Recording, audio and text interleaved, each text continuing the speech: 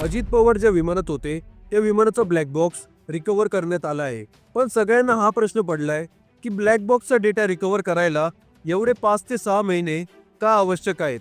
बघा, विमान अपघातानंतर ब्लॅक बॉक्सची कंडिशन खूप जास्त मॅटर करते. ब्लॅक बॉक्स जर खूप एक्स्ट्रीम कंडिशनमध्ये सापडला तर त्याला रिपेअर करणं, त्याचा संपूर्ण डेटा रिकव्हर करणं याला खूप वेळ लागतो.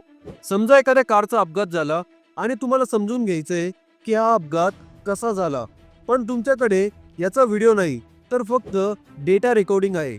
म्हणजे चाक किती वेगात होतं, ब्रेकवर किती प्रेशर होता, इंजिनचं तापमान किती होतं, एसी चालू होता की नाही, हा सगळा डेटा बघून तुम्ही काय घडलं हे सांगू शकता. पण हे सगळं अॅनलाइज करायला देखील कितीतरी दिवस निघून जातील. आता याच सगळ्या गोष्टी विमानासाठी इमॅजिन करा.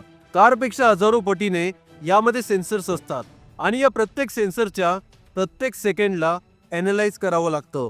आणि हेच कारण आहे की ब्लॅक बॉक्स सापडला तरी त्याचा डेटा काढायला खूप वेळ निघून जातो. अशाच डिटेल्ससाठी सबस्क्राईब करायला विसरू नका.